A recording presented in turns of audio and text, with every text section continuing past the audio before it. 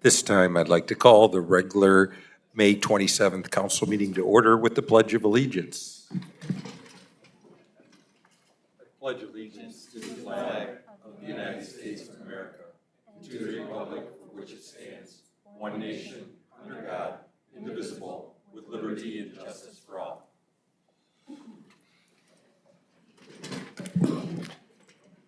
Council, the President of Council, Terry Reeves, is not in attendance tonight. Are there any objections to the last past president, Steve Horniak, taking the chair? Hearing none, Mr. Horniak, the chair is yours. No. The decision and say I'm running it from here. I'm gonna make executive decision. See right here. Thank you. I'll call, we've already had our call to order. Thank you. Ms. Snyder, would you please take a roll call of council, please? Mrs. Ackerman? Here. Mr. Drake? Here. Mr. Horniak? Here. Mrs. Pauloff? Here. Mr. Solander? Here. Mr. Wallensack? Here. Thank you, Ms. Snyder. Council, please note that 6 of the 7 members are here. Mr. Reeves was unable to attend this evening's meeting. I would seek a motion to,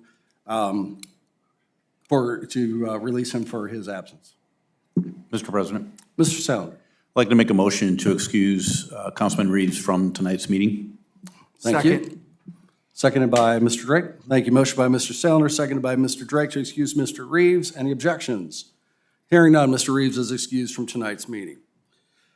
Council, the first item on the, also joining us this evening is Mayor Michael Safarian, City Administrator Joel Mazer, Clerk of Council Josette Snyder, Law Director Melissa Purpura, Deputy City Engineer Rodney Schultz, Police Chief Brandon Began, Assistant Police Chief Ryan Spangler, Fire Chief Clayton O'Brien, Assistant Fire Chief Mark Mullins, Finance Director Nick Roman. First item on our agenda this evening is the approval of the minutes from the May 12th, 2025 regular council meeting. Council. Mr. President, Mr. Slander. I'd like to make a motion to accept the meetings from May 12th as presented. Thank you, Mr. Slander. Second. Seconded by Ms. Pauloff. Motion by Mr. Slander, seconded by Ms. Pauloff for approval of the minutes of the May 12th meeting. Council, are there any objections? Hearing none, the minutes are approved as presented. Moving on to the first item, which is persons and/or delegations. We have one person signed in to speak tonight, which is Pete Rayner. Am I pronouncing that correct? All right. We'll ask you just to come, state your name and your address for the record, please. Pete Reiner, 2025 West Baywood Drive, Oregon, Ohio, 43616.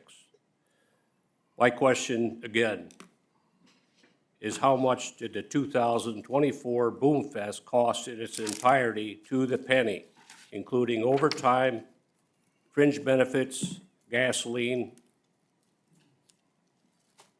Anybody have an answer?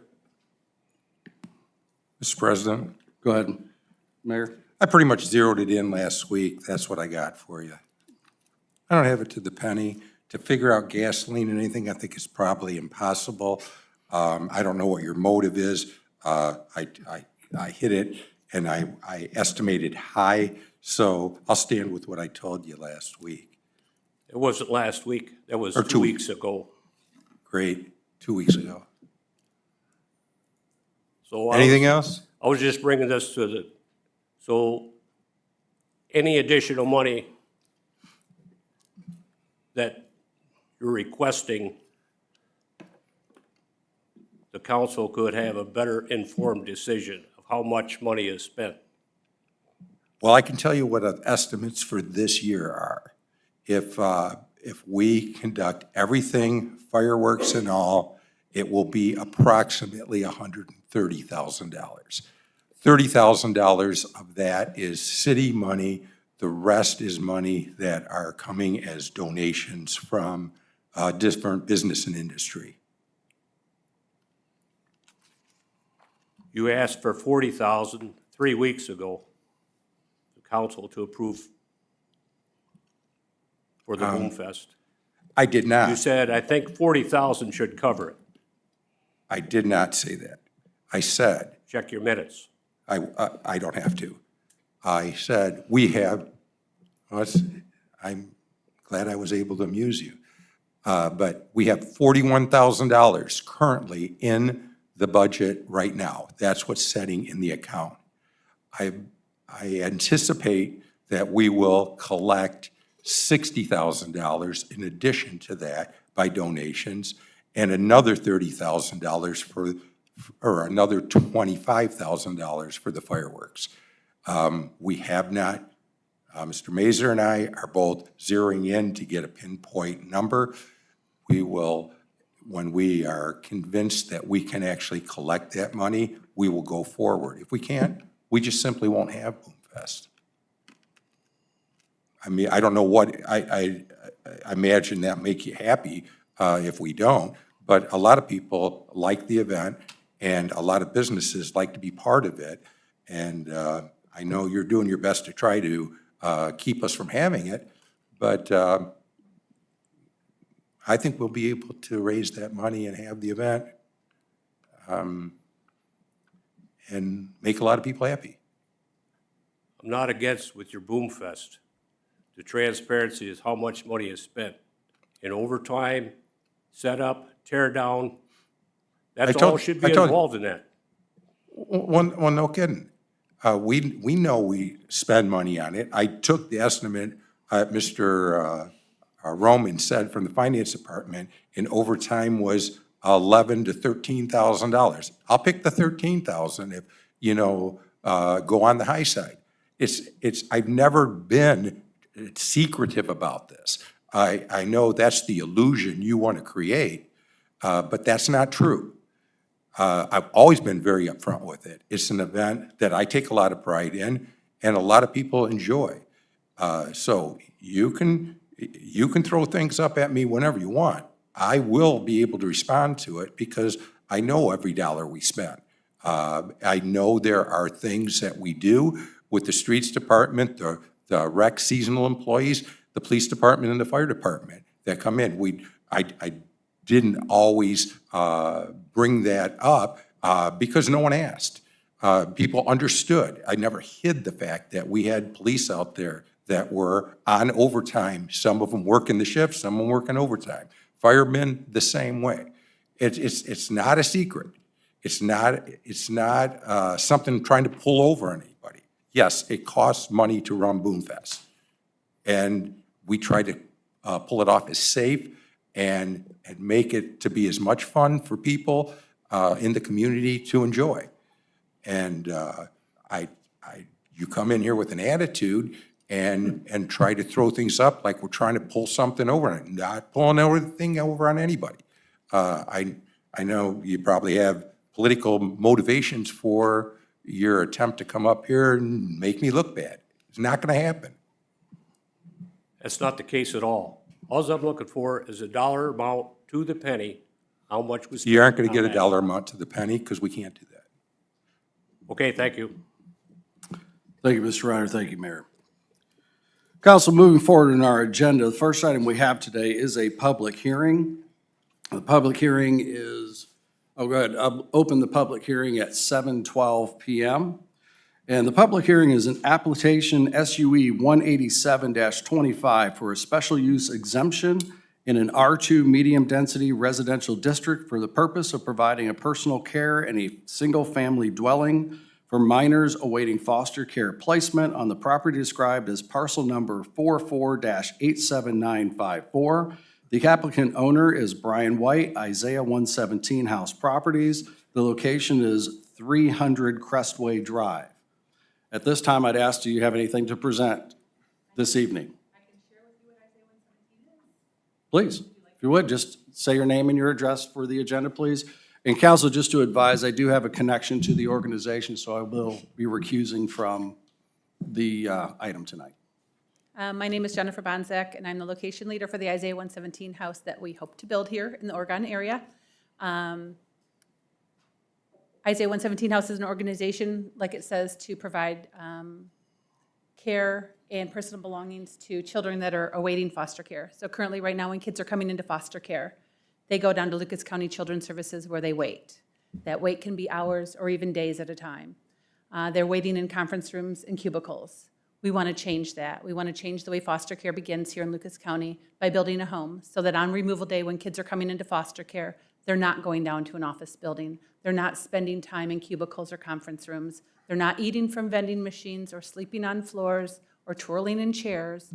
But they have an actual home to come to, a single-family residential home with fluffy furniture, a full-stocked kitchen where we can cook meals from, bathrooms where we can clean the kids up and get them clean, fresh clothes, a backyard with a basketball hoop and a swing set area for them to play on, teams of volunteers that want to love on the kids and take care of the kids in this gap of time between when they're placed into foster care and when they're placed into a foster care home. So again, we, as an organization, we have 57 other locations of Isaiah 117 homes. There's 31 of them that are currently up and running in other states. We would be the first here in Ohio. I'm excited about that. And that is what our goal is. Our goal is to change the way foster care begins on that day when kids are being removed out of their home. It's a very emotional time, full of a lot of feelings, and we want to take a little bit of that load off of their shoulders and allow for them to just be kids in that moment. We also step in that gap for children's services. We support children's services. They're caseworkers. They do an impossible job. They are overworked and underpaid, and we want to step in and also support them by allowing them to have time to take a breath, call their family, touch in with them, see how their kids are doing, and we can take care of the kids during that time. We also support the foster families and the kinship families. When kids are coming into care, they often come with nothing. Each home that's built has the entire upstairs of this home is a giving room. The giving room is fully stocked with all new items, clothing, backpacks, school supplies, hats, coats, gloves, you name it. If the community has donated it, we provide it. And if the community hasn't donated it, we buy it.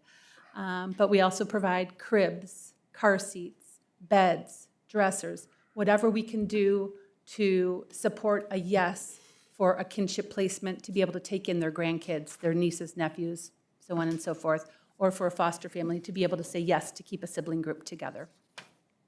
That's a general idea of what an Isaiah 117 house is, and that's what we exist to do. We just exist to take that day, ease that transition into foster care for children, support the caseworkers down at Lucas County Children's Services, and support the kinship and foster families that are taking the children in. Thanks. Very good. Thank you, ma'am. Is there anybody here to speak in favor of the application? Hearing none. Up, please. Well, ask you just come forward, state your name and your address for the record, please. Richard Binder, address is 360 North Wheeling Street, Toledo, Ohio, 43605.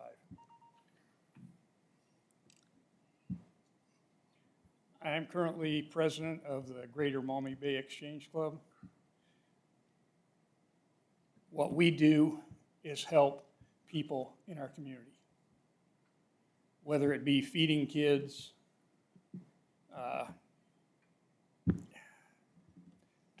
passing out books for kids. We're all about family and the people in our area. I personally know a foster care family, grew up with that family, and I know what they have to go through. And this will help immensely. It's something that needs to be done. There's only one other one in the state of Ohio. And I think it would be a feather in our cap to have one here in Oregon. That's it. Very good. Thank you, Mr. Binder. Is there anybody else here to speak in favor? Hearing none, is there anybody here to speak against the application? Hearing none, any questions from council or administration? Mr. President. Mayor? This item did come before the Planning Commission, and there were 3 members present and all voted in favor of moving this on with recommendation for passage for the council. There was a lengthy discussion, and it was something that was very easy to pass. Very good. Thank you, Mayor. Anything additional? Hearing none, I'll close the public hearing at 7:19 PM. I will assign item 97 of 2025 as ordinance 97 of 2025 and ask Ms. Snyder to read it into the record. Authorizing a special use permit for parcel number 4487954 for property located at 300 Questway Drive, Oregon, Ohio, for the purpose of providing personal care in a single-family dwelling for minors awaiting foster care placement on the property in an R2 medium-density residential district. Thank you, Ms. Snyder. Council. Mr. President. Mr. Wolenzak. Thank you, Mr. President. Mr. President, I move for passage of item, or ordinance number 97 of 2025. Thank you, Mr. Wolenzak. Second.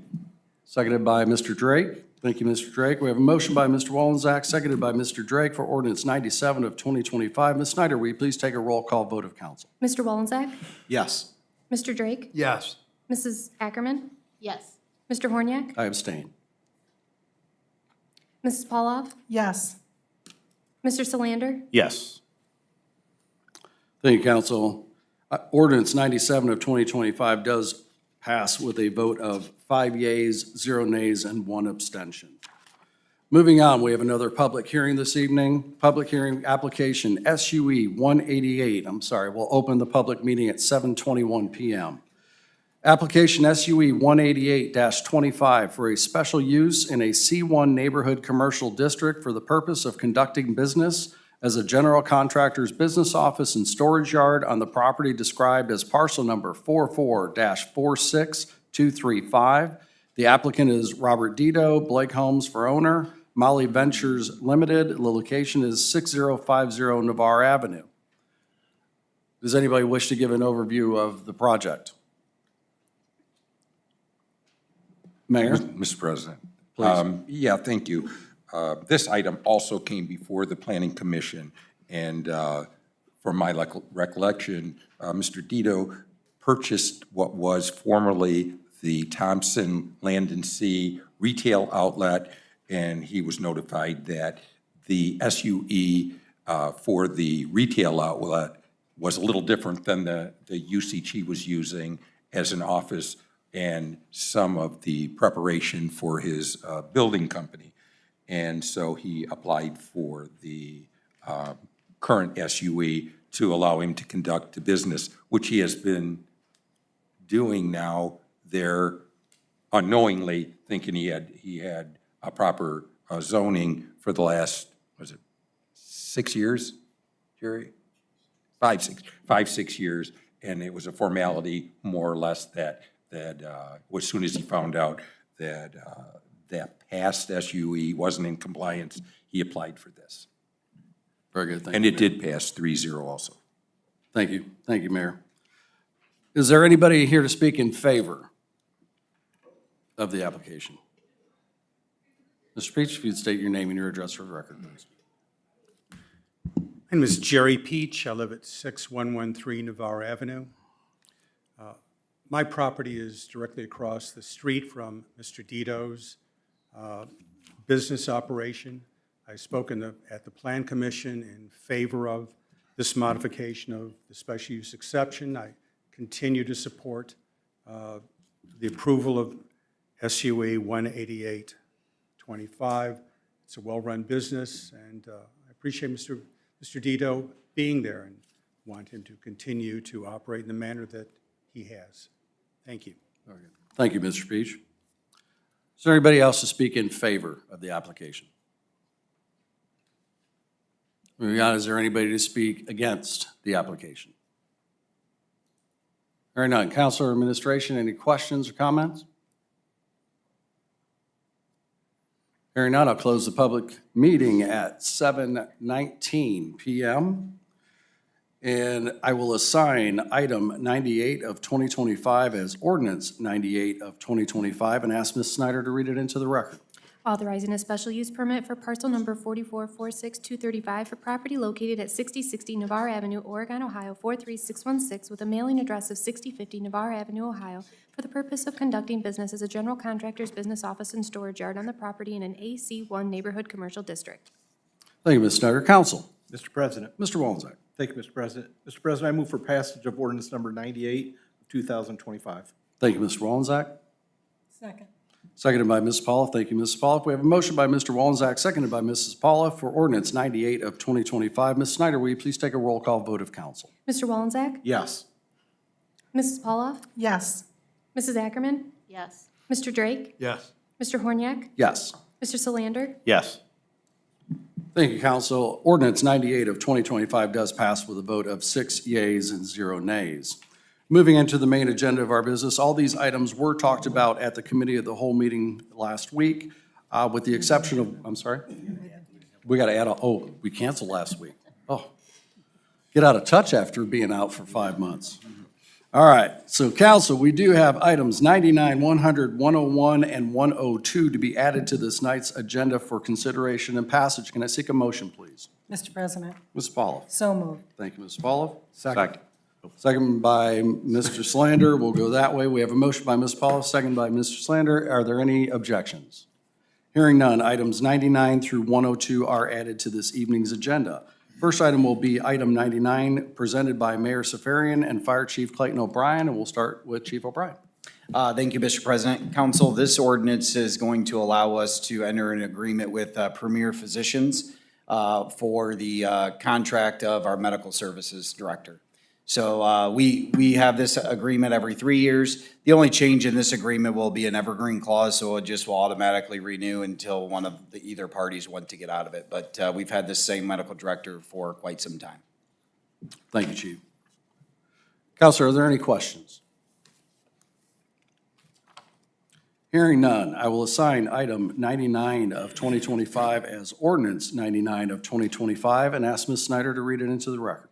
Authorizing the mayor and finance director to enter into an agreement with Premier Physician Services Incorporated, 307 South Evergreen Avenue, Woodbury, New Jersey, for medical director services at a cost of $8,365,000 for the period beginning January 1, 2025. Thank you, Ms. Snyder. Just to amend that, it was $8,365. My apologies. No problem. Counsel, Mr. President, Ms. Pauloff. I move for passage of ordinance 99 of 2025. Thank you, Ms. Pauloff. Second. Seconded by Mr. Slander. Thank you, Mr. Slander. We have a motion by Mrs. Pauloff, seconded by Mr. Slander for ordinance 99 of 2025. Ms. Snyder, will you please take a roll call vote of council? Mrs. Pauloff? Yes. Mr. Solander? Yes. Mrs. Ackerman? Yes. Mr. Drake? Yes. Mr. Horniak? Yes. Mr. Walczak? Yes. Thank you, council. Ordinance 99 of 2025 does pass with a vote of 6 yeas and 0 nays. Moving on to item 100 of 2025, going again to Chief O'Brien. Thank you, Mr. President. This is, this ordinance will allow us to enter into agreement with Fort County Career Center to provide our paramedic continuing education on an annual basis. This ordinance is going to allow us for $2,500 per year to do all of our ALS education. So that's what this one is. Very good. Thank you, Chief. Counselor, are there any questions? Hearing none, I will assign item 100 of 2025 as ordinance 100 of 2025 and ask Ms. Snyder to read it into the record. Authorizing the mayor, fire chief, and finance director to enter into agreement with Fort County Career Center, 22900 Ohio 34, Archbold, Ohio, for EMS continuing education for the fire department at a cost of $2,500 and for the period beginning September 1, 2025. Thank you, Ms. Snyder. Counsel, Mr. President, Ms. Pauloff. I move for passage of ordinance 100, 2025. Thank you, Ms. Pauloff. Second. Seconded by Mr. Slander. Thank you, Mr. Slander. We have a motion by Mrs. Pauloff, seconded by Mr. Slander for ordinance 100 of 2025. Ms. Snyder, will you please take a roll call vote of council? Mrs. Pauloff? Yes. Mr. Solander? Yes. Mrs. Ackerman? Yes. Mr. Drake? Yes. Mr. Horniak? Yes. Mr. Walczak? Yes. Thank you, council. Ordinance 100 of 2025 does pass with a vote of 6 yeas and 0 nays. Moving on to item 101 of 2025, presented by Mayor Michael Safarian and Police Chief Brandon Began. And Chief Began, we'll go to you. Thank you, Mr. President. This ordinance is a request to amend the Oregon Municipal Code 50511 and 549.10 of the codified ordinances. This is in regard to the hunting zone within the city of Oregon. We did speak about this pretty in-depth at a Public Safety Committee meeting at the beginning of May. But just to give a rundown, this law went into effect 28 years ago today, actually, in May 27th of 1997, and it established a hunting zone within the city of Oregon. Obviously, the way out of the city and development over the last 30 years or 28 years has been pretty significant. So we wanted to review the map and look at the hunting zone to ensure safety. And we believe that there's areas that are in the current hunting zone that should be restricted to no hunting by use of firearms. And you can see the map that is posted. The red area is the proposed new hunting zone, and the blue outline area is where the current hunting zone is. So if you look at the area at Star, Lallendorf, Star, over down to Stadium and up to Corduroy, that's the area where Clay High School is. There's been development with home building in that area. We have the Oregon, all the rec fields and all that. And also the area to the west has been taken over by Toledo Metro Parks as part of Pearson Park, the north extension there.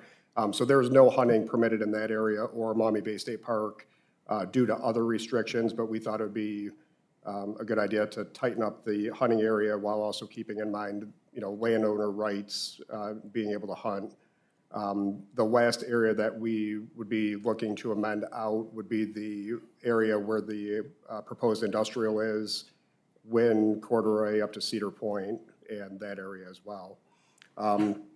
It does not change any of the restrictions. You still can't fire, or you can't hunt within 400 feet of a structure. There's no changes to that without prior permission from the landowner. You can't hunt on property without having prior permission from the landowner. And it doesn't change anything with trapping dangerous or invasive animals outside of the hunting zone as well. So I'd be happy to answer any questions you may have about it. Thank you, Chief. Council, any questions? Mr. President, Mrs. Ackerman. Chief Began, number 4, it says it shall be unlawful for any person to possess such live trapped animals longer than 65 days from the time of capture. What, is that an Ohio state law? Because you're not even allowed to possess, wild animals, raccoons and what have you. Like, so I'm just like, what, do you know of a scenario where that comes into play? I've never seen that before. I mean, I've read it before, but I just like, is it Ohio law? I believe that's what those restrictions were for. If there's been updates to that, that's something we can look into. But that was what the current law was. We were looking at the hunting zone area. Thank you. Very good. Thank you, Mrs. Ackerman. Thank you, Chief Began. Are there any other questions, Council? Mr. President? Mr. Drake. I have a question. The red area is a new area. I heard it sold as that. Do you know if the people that live close to that have been notified by the city? Because I know a lot of times when they repave a street, they send out letters letting the neighbors know. I'm not a big gamesman. I know some people are, some aren't. Hopefully the people that live around there are aware of this.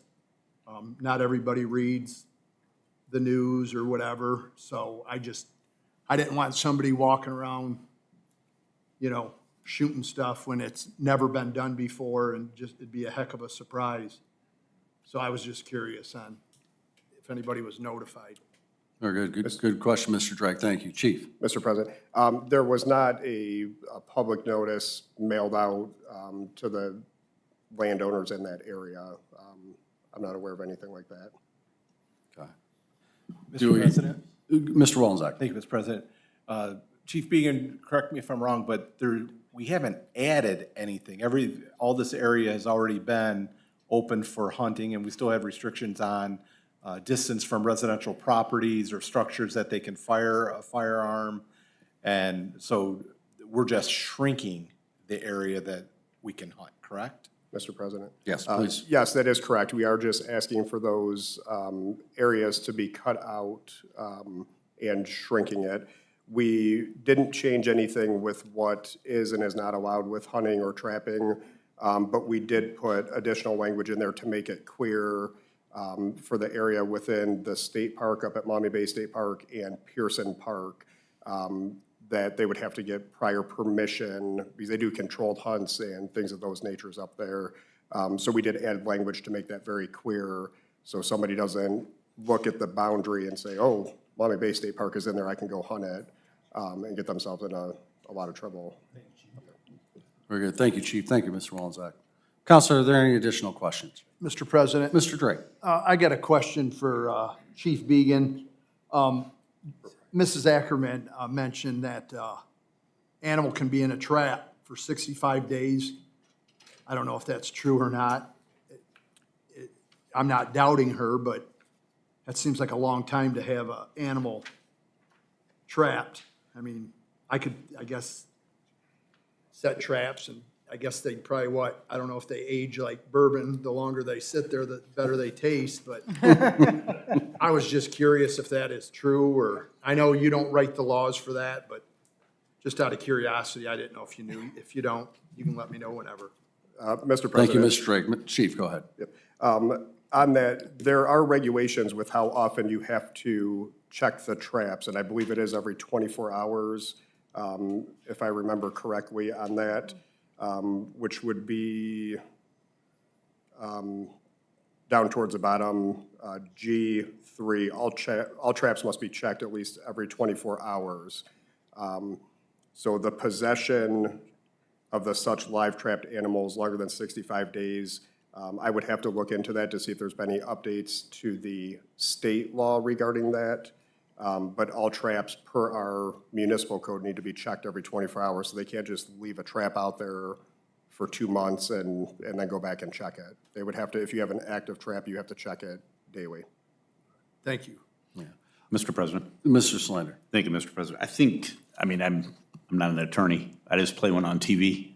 But, I mean, the way it reads to me, at least, is that you're possessing a live trapped animal. I don't think it's in the trap itself. I think it's just if you trap them and then you keep them for 65 days is what it reads like to me. Yeah, I agree. Yeah. You do have to check it every 24 hours, and you'd have to remove any animal that was trapped in there. Yeah. And there's still all the state standards as far as trapping goes, with what types of traps can be used for safety purposes and, keeping animals in mind so you're not doing unjust harm to them. Yeah.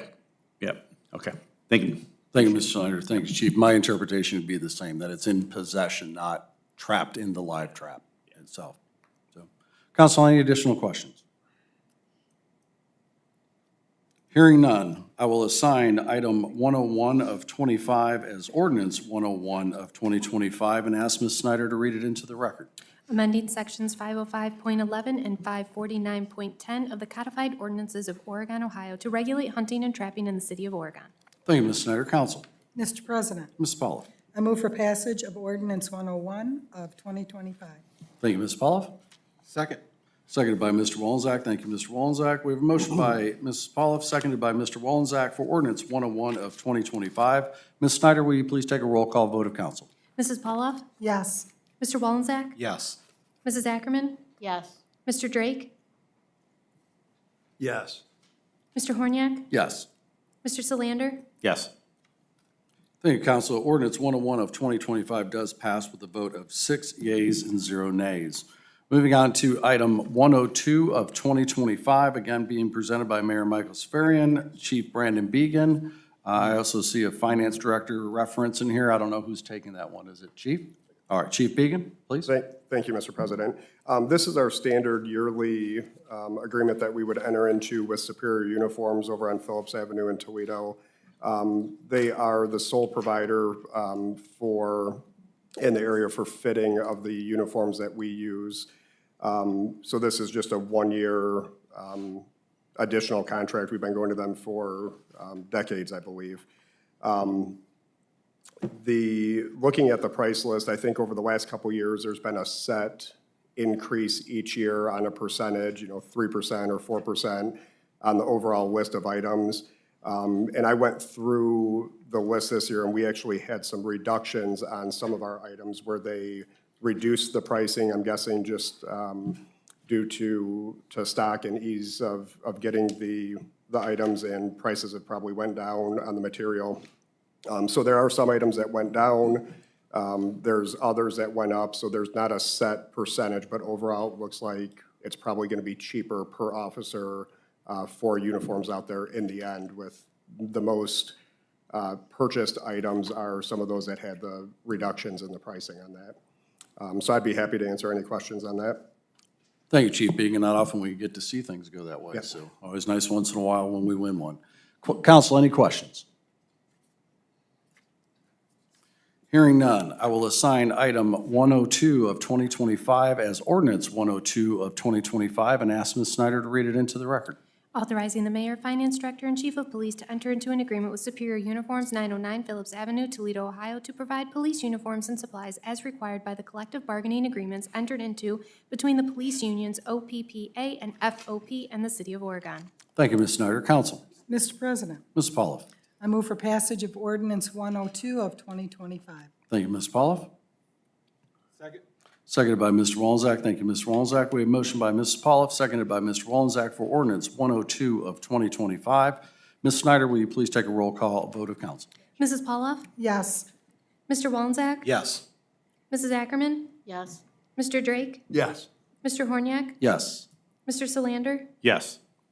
Thank you, Council. Ordinance 102 of 2025 does pass with a vote of 6 yeas and 0 nays. Being the last agenda item for the evening, we'll move to the mayor's report. Mayor. Thank you, Mr. President and Council. There has been correspondence sent to you from 3 different departments and their personnel issues. I will start with that from the police department, and I would like to ask council's concurrence in the acceptance of the resignation of police officer Jordan Sines, effective June 11th, 2025. Thank you, Mayor. Council. Mr. President, Ms. Pauloff. I move to concur with the mayor's acceptance of the resignation of, what was his name? Jordan Sines from the police department. Thank you, Ms. Pauloff. Second. Seconded by Mr. Solander. We have a motion and a second. Are there any objections? Hearing none, Mayor, council concurs with the resignation. Now we'll go to personnel issues in the fire department, and that at first ask council's concurrence in the acceptance of the retirement of paid-on-call employee Tom Phillips, and the effective date is October 1st, 2025. Thank you, Mayor. Council. Mr. President. Ms. Pauloff. I move to concur with the mayor's acceptance of the retirement of Tom Phillips as a part-time firefighter with the fire department. Thank you, Ms. Pauloff. Second. Seconded by Mr. Solander. A motion by Ms. Pauloff, seconded by Mr. Solander. Are there any objections? Mr. President, Ms. Ackerman. I want to formally say no, no. I do not accept his resignation. Oh. He's worked a long time, he's a great guy, but no, just You for don't- the record. you don't wanna let him I out? said no, yeah. He can't, he can't ever. Duly noted. We thank Mr. Phillips for his service. Counselor, is there any other objection? Hearing none, Mayor, council concurs with the acceptance of the resignation. And from the fire department also, I'd ask council's concurrence in the acceptance of the resignation of firefighter paramedic Zach Moore, effective May 22nd, 2025. Thank you, Mayor. Council. Mr. President. Ms. Pauloff. I move to concur with the mayor's acceptance of the resignation of Zach Moore from the fire department. Thank you, Ms. Pauloff. Second. Seconded by Mr. Solander. Motion by Ms. Pauloff, seconded by Mr. Solander. Counselor, are there any objections? Hearing none, Mayor, council concurs with the acceptance of the resignation.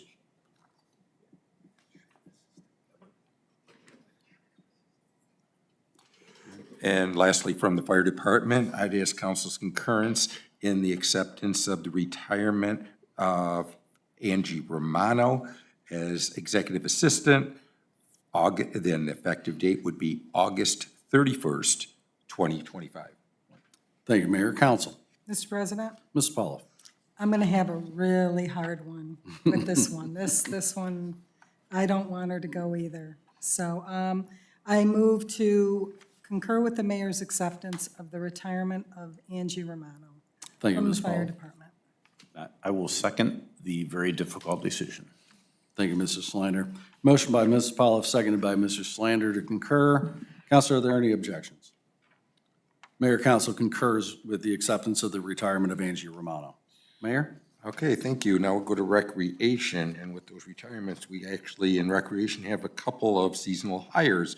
And I'd ask council's concurrence in the appointment of Evan Materney of 4033 Edgeview Drive, Oregon, to the step 4, pay rate $16.25, and John Newton, 2623 Eastmoreland Drive, step 4, $16.25, and their effective startup date is May 27th, 2025, which is today. Thank you, Mayor. Council. Mr. President, Mr. Slander. make a motion to approve, to concur with the mayor on the appointment of Evan Materney and John Newton as stated. Second. Thank you, Mr. Slander. Thank you, Mr. Wallenczak. Motion by Mr. Slander, seconded by Mr. Wallenczak. Are there any objections? Council, Mayor, council concurs with the appointment of the two individuals into the rec department. Mayor. Thank you, council, and today most of you were in attendance, but it was a big day for us in the city of Oregon to kick off the groundbreaking of our Oregon Town Center. The event was well attended, and I know it puts us on the path to have things happening in that location, and I was not only pleased to be there, but pleased to see that happen. And as after that, that would conclude my report. Thank you, Mayor. Moving on, City Administrator Joel Mazer. Joel. Thank you. No report, Mr. President. Thank you, Mr. Mazer. Ms. Purpura. No report, Mr. President. Thank you, Ms. Purpura. Deputy City Engineer Rodney Schultz. Mr. Schultz. No report, Mr. President. Thank you, Mr. Schultz. Chief Began, anybody? Okay, just wanted to give you a chance in case you want to shout out, so. All right. That said, moving on, we'll go to committee reports. I'll start at the end, Mrs. Ackerman. Thank you. Nothing from my standing committee. Sorry. My apologies for missing today. I had every intention of going, but as we are a month behind in getting our crops into the field, today we were actually able to get in the field, so it's business, right? It's all about business. So my apologies, though. I actually bought a new outfit to wear to it. It was either that or show up like this, which I apologize again for showing up here like this, but no time. I wanted to talk, now you're going to discuss, or we're going to have a discussion about the May primary election. Yeah, in addition. Okay. So I've gotten a lot of complaints from Republic drivers about do's and don'ts with citizens, and I know we discussed it in the past about putting out more PR on the do's and don'ts. And I know today, one of the issues was someone putting garbage they're on a corner. So they had, some of the stuff was on one street and some of the other stuff was on another street. And the contract is one location per property, especially with unlimited, it gets to be a lot. But the other was carpeting, things that need to be bundled, rolled up, tied up. So I know we were in the process, we were talking about doing more informational stuff. So I was asking if we could do more with social media and our website, but more, or maybe we put something in the press to inform people so that there's not that tense situation between our citizens and the people who are working very hard to get the garbage picked up. I wanted to also remind council, we had talked about a turnaround on Eastwood when it comes to safety. Safety's been, always a big issue. But the garbage truck drivers, the snow plow drivers, they have to go from Star north to the end and then back all the way out onto Star, kind of blind, and then back all the way in to go get the other side of the road. And little patch of asphalt at the end would make that a lot safer situation. So I ask, I don't, if that may be safety council, or if that's roads, or if that's who's, where does that fall? Can we keep pursuing that? 'Cause that's been over a year since I had asked about that. And I just, I think, I know I had, I guess everything else was about the primary discussion. So thank you. Very good. Thank you, Ms. Ackerman. And I'm sure that's something the administration will look at and get back to us on as far as a potential turnaround at some time later. Yeah, Mr. President, and we have looked at that. There is some effort that's got to be put into this too, so there'll be need to be some approvals from city council and maybe acquisition of land from, I believe the schools owns some of the land in that area. So I know Rodney and I have talked about that at some length. But there would be some effort required in that, and there would have to be a conversation with the schools and also the property owners at the end of the street. That's something to consider, and I think that would be appropriate for one of the committees to hold a discussion on it. Very good. Yep. Thank you, Mr. Manager. We can look at pursuing that and following up on that as we evolve. And to the other comment, it is springtime. People are purging, cleaning out garages, basements, things like that. So it is typically a heavier trash time for us than others. So it's probably a timely reminder opportunity for us through our Facebook page and whatever other sources we have, just to kind of remind people of the rules as we move forward. Yeah, very timely on that. Thank you, Ms. Sackerman. Mr. Slander. Thank you, Mr. President. The only thing I guess would somewhat maybe be for my committee is I attended the Toledo raw water pipeline replacement meeting that they had along with Joel Mazer, and that's right, it was Paul Roman, it was there.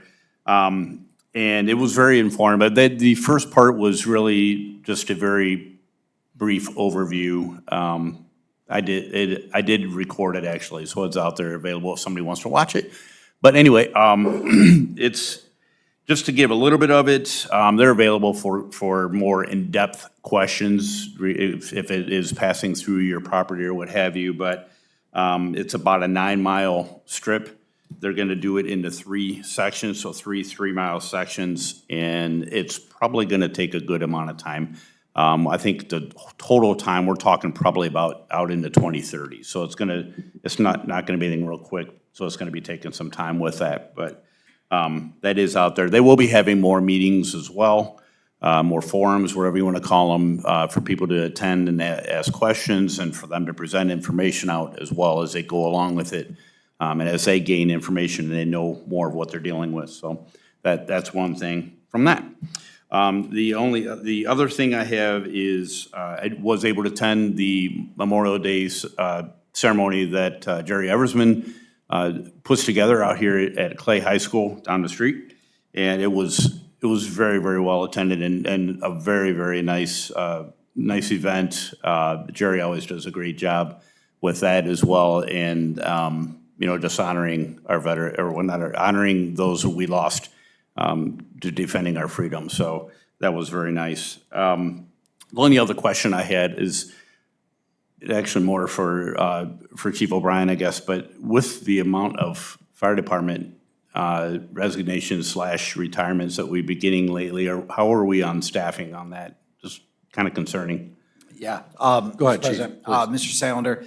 So we do actively recruit, and we actually have the hiring committee right now is got applications that they just reviewed.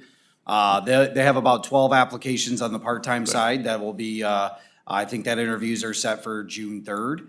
And then as far as on the full-time side, we do have one appointment that is going to be set to come for the next regular council meeting.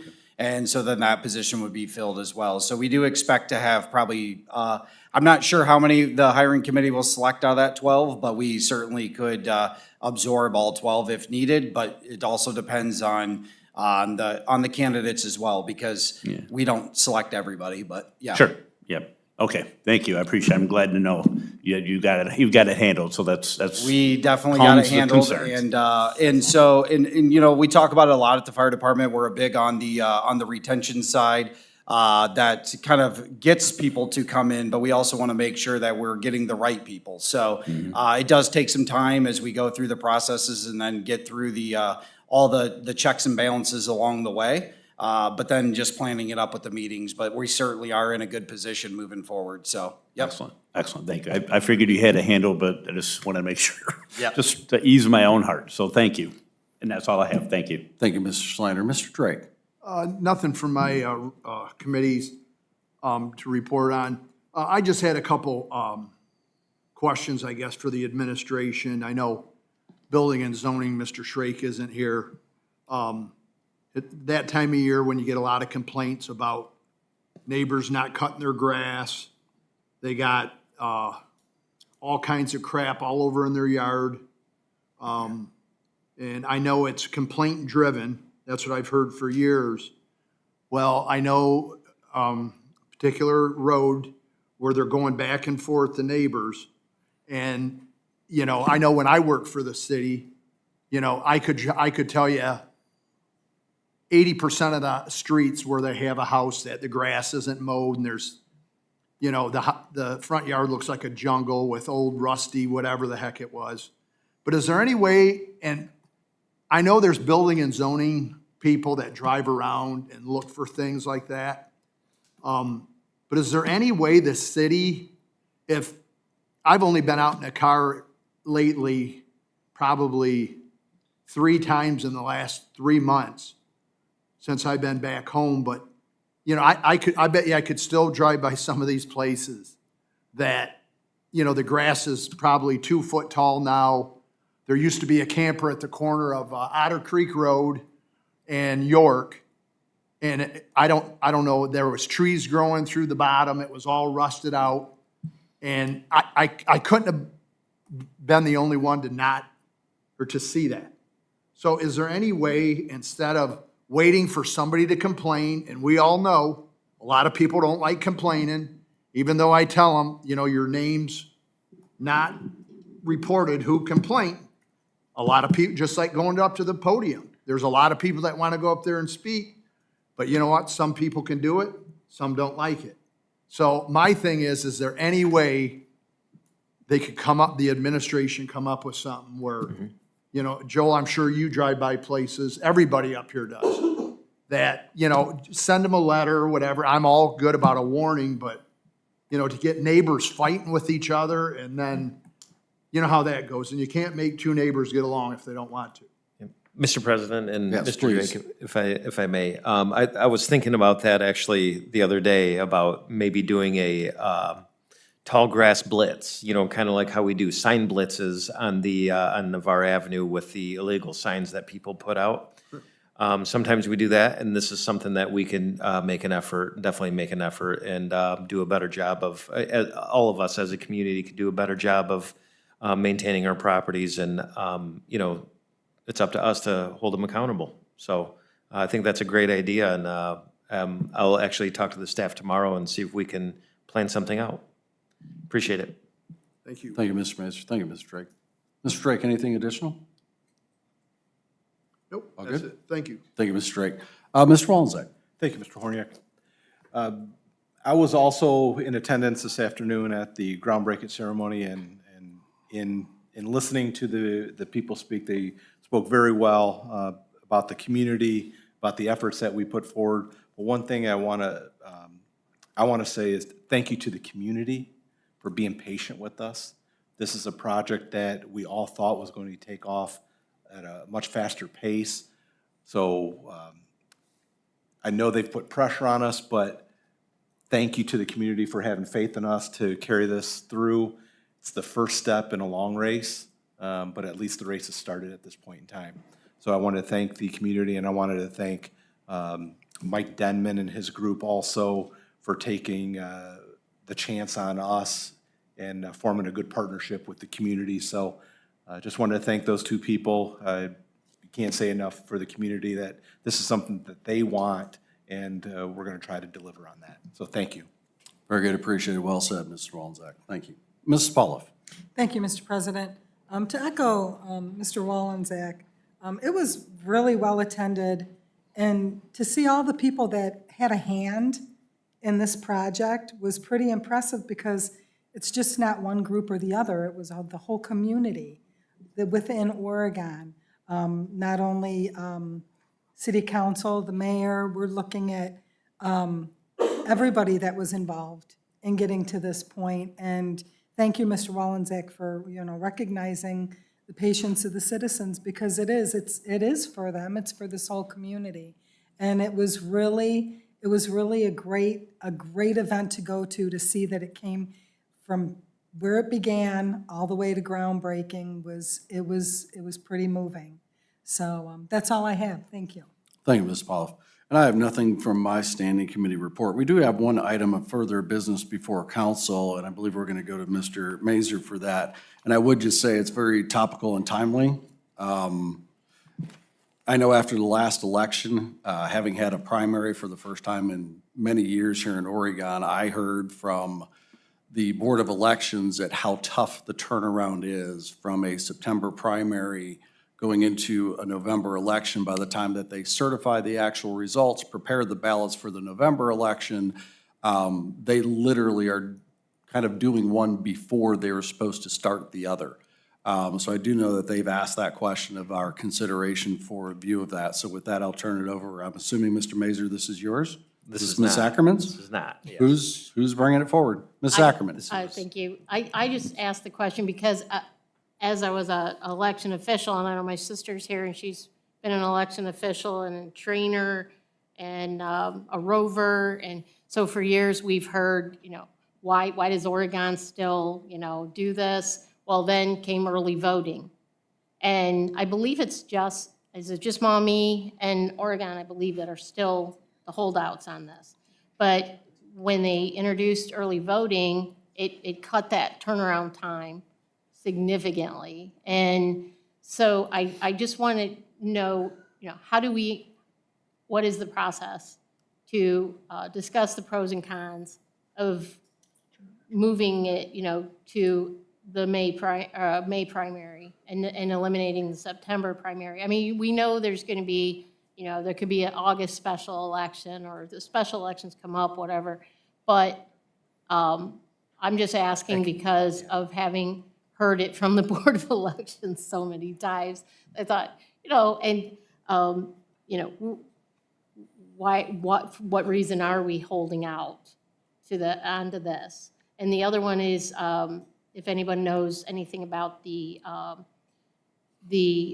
petitions that you have to pull. I know I've heard over the years, it's like, why does Oregon have to be different and do something different than the state of Ohio, than the county? Because I know of people that have pulled petitions, but they pulled the wrong petition, and so that's a way to get them eliminated. And when the rest of the state and a lot of they're doing it one way, I think people entering the arena, there's a lot of confusion, whether, it almost seems intentional, But I was just, I don't know how to field this question. And what is the process moving forward? What committee would discuss this? Mr. Mazur, I guess, or? Yeah, I'll address a small piece of that if I can, because at the last time that we had, I believe it was 3 items on the charter that were voted, was that 4 years ago?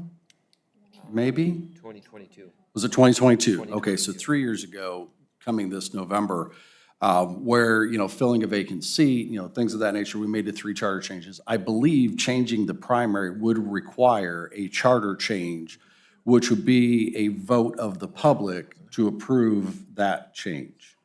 I've had similar conversations with the Board of Elections after that primary election. I remember talking to the director who said, you guys make this really hard on us with a September primary, with a November election because of the ballot prep, because of early voting, everything that goes along with that. Would we consider changing it? I think we looked at that time, but we didn't want to add too many charter changes onto a single ballot because then it just gets really confusing for people. But I do believe that that is our process as far as committee. I don't know that there's a direct rules or regulations committee. I don't know if that would be under finance or if that would fall under something else, Mr. Mazur? Yeah, sorry, Mr. President, Yeah, didn't mean please. to cause an interruption like that, but it would, I think it would be best for a committee of the whole discussion and just kind of have some more materials prepared and everybody can kind of think about it and come prepared with some discussion items and some suggested changes that would need to go to the voters. That would need to be processed and put on the ballot. So I don't know as to how, we're a little late in the game for getting something onto the November, but you know, it wouldn't take effect, and for Oregon, the next election wouldn't be for 2 years. So if it waited until next year, my opinion is that that would be fine since there wouldn't be any. Yeah, it would have no effect on the 2025 election. for It would elected potentially be to officials. the 27. Correct, yeah. So.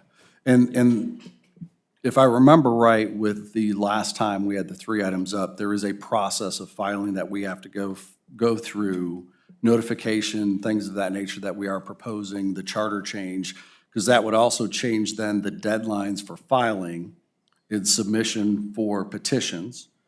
And the one thing I would say is if we're going to have this discussion for all those that choose to run in the future, can we please get an updated copy of the petition to the Board of Elections if we're going to use the same? Because that is a copy of a copy of a copy of a copy. It is so crooked and so sideways and so out of square, and things are cut off from it because it is so bad in there anymore. So if we do decide to stay with our own, let's get a new copy to them. And if not, maybe there's an easier way, because to your point, Ms. Sacramento, I know that several people over the years have been disqualified. You know, some is just through, you know, their own filing of the paperwork. Some have used their own forms and just found different challenges with that. And of course, we want to encourage people to take the step forward and say they'd like to participate in government. So I think anything we can do to make that, I'll say, more amicable for everybody, I think would be very good. So maybe sometime in June or July, we have this on as a committee of the whole item and have that discussion of what we need to do, because even if we could get it to the November ballot, it'll have no effect until 2027. So I do believe that we have time to look at that, and maybe there's other changes that we'd want to consider. Anybody else, Mayor? Anybody else from the administration? I was just going to address the petition process. The petition is stated in our charter what needs to be on. The Board of Elections does not have to supply a petition to you. They choose to because they get all the complaints when somebody does something wrong. So they went ahead and actually put together a petition that has everything that our charter's in, so that they're the ones that have to hold the hearing if somebody challenged why a petition is not certified, or if it is. So it is why what is on there is all specified in our charter. So if you wanted to add things to it or take it out, those would merely be charter changes also. But I understand you look at that, it's pretty washed out, pretty vague. But like I said, they're still doing that to help you to provide something they aren't required to do, but it simplifies life for them also by having a petition that has all the required data that our charter does specify. Very good. Thank you, Mayor. Councilor Administration, anything else? Oh, Mr. President? Ms. Ackerman. Can we, when I was speaking with the Board of Elections, we were talking about what is the cost attached to doing something like that. And so could maybe Nick or, yeah, I know, Nick, Mr. Roman, give us an idea of what was the cost of the 3 items in '22? What did that cost the city? Because I want to, you know. For having them on the ballot, you mean? Yeah, The cost of placing them. preparation and placement? Yes, thank you. Do you have that information, Mr. Roman? I do not have that Well, I mean, information, but I by can the time absolutely we look meet, into it. yeah. Yep, I By can the time we absolutely meet look into it. and Okay. on that. Thank you. Yeah, probably something Thank you you. look into for when Right up, we come on. have the discussions. Hey, gotta expect. Yeah, and I would say there's probably other charter changes that may be worth discussion, whether or not we choose to move forward with any of them. But if we did choose to move the primary, which I think is a prudent discussion, I think you have to look at the filing deadline. I think you have to look at potentially the form and what we allow based on what information we require to keep in there. So I think there's a few items that would actually have to package together to, I'll say, make that a complete presentation of process to the voters for that to make sense and be a viable option for them. But I do know the board elections would be very happy to see us move that forward in the year, if at all possible, so. Mr. Mazer? President, thank you. And if anybody has any suggestions or changes or anything outside of just primaries, that please send them to Melissa and I so that we can review them and come properly prepared for that meeting, that committee of the whole meeting, so we're all informed and we're not having to say, hey, we don't have that right now, we have to go back and check on this. So we can be a little bit more, do a little more research and be a little more educated on any specifics, if anybody has them, so, thank you. Very good. Mr. Mazer, appreciate it. Council, anything additional on this? Well, Ms. Ackerman, thank you for bringing that forward. Is there anything additional before council this evening? Hearing none, I'll seek a motion for adjournment. Somebody's got to do it. Mr. President, Ms. Polliff, so moved. thank you. Second. Seconded by Mr. Salinger. Motion